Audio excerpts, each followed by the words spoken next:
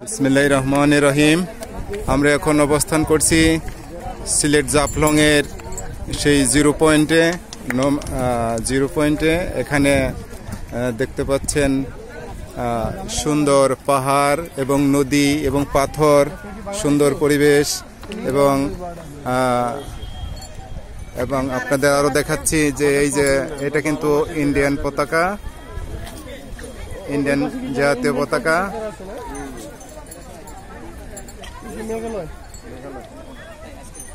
এবং আর একটু দেখাচ্ছি আমি এই যে আইসক্রিম খাচ্ছে বিএসএফ এর একজন সদস্য।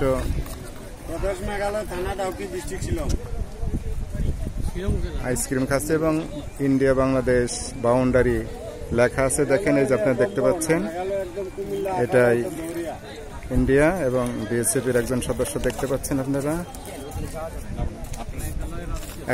আমরা একদম সীমান্তের একদম কাছাকাছি আসছে, আমাদের কিন্তু আর ওদিকে যেতে নিষেধ করতেছে। আপনারা দেখতে পাচ্ছেন খুবই কাছাকাছি আছি আমরা। ইন্ডিয়ান পতাকা এবং বিএসএফ একজন সদস্যকে দেখতে পাচ্ছেন। আমাদেরকে যাওয়ার জন্য নিষেধ করতেছে ওদিকে। এবং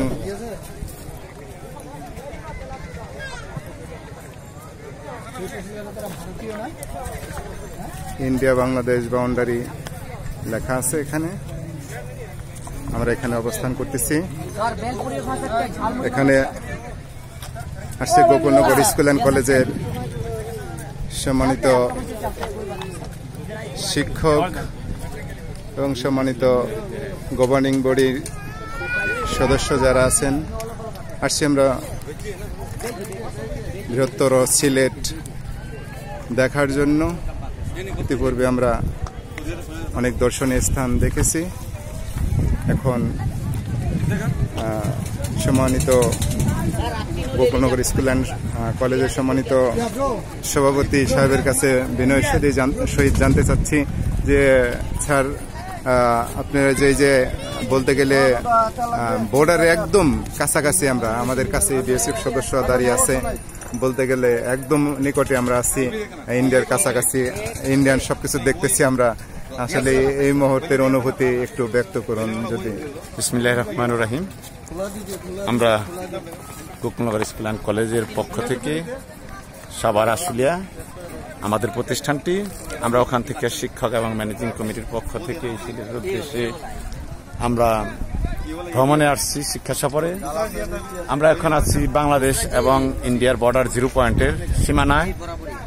এখানে এসে অত্যন্ত ঘোরার যে মজা, আনন্দ অনুভব করতেছি, যা না আসলে কখনোই বোঝা যাবে না।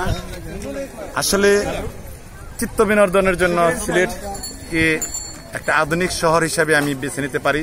তাকে এখানে অনেক ধরনের স্পট আছে ঘোরার মতো এবং দেখার মতো এবং সৌন্দর্য, এবং বাংলাদেশ এবং ইন্ডিয়ার যে বর্ডার এলাকা, এখানকার যে আসামের শহর বা ঝুলন্ত ব্রিজের কাছে একদম নিকটে ইন্ডিয়ার বর্ডারের জিরো পয়েন্টের পাশে আমরা আছি।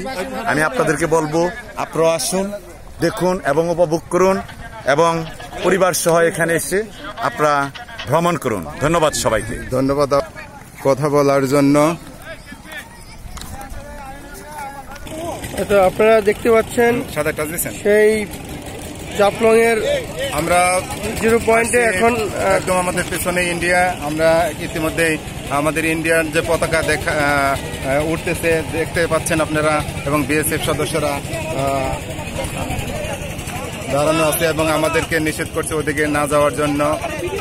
আমরা খুবই আনন্দ উপভোগ করতেছি এই সিলেটের জাফলং এই জায়গায়।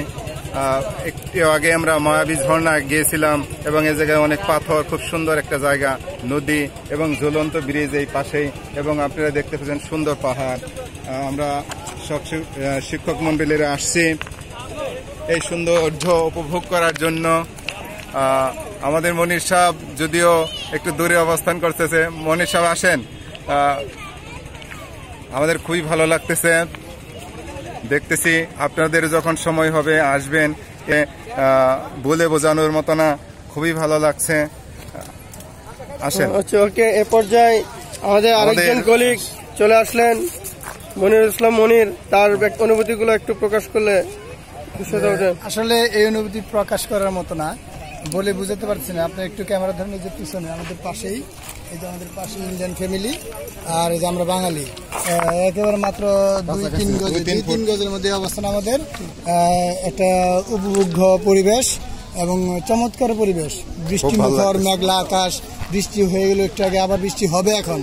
এই যে আবহাওয়া আমাদের ঢাকার আবহাওয়া। একটা প্রশ্ন হচ্ছে, এই যে একটা বাউন্ডারি, এই বাউন্ডারি কি আসলে আমাদের আমাদেরকে ঠিক রাখতে পারতেছে না? আসলে আমাদের এমন যে এই বাউন্ডারি আসলে হয় না একই রকম, তারাও একই রকম মানুষ, আমরা একই রকম মানুষ, কিন্তু এমন এক ব্যারাজ হালে আমরা আসলে আবদ্ধ যে বাংলাদেশ এটা, ওইটা হচ্ছে ইন্ডিয়া। মানে নিয়ম রক্ষার জন্য আসলে মানে না, কিন্তু তারপরে আমাদের এই আলাদা হয়ে থাকতে হয় আর কি, নিয়ম আমাদের, সেই নিয়ম মেনে চলতে হয়।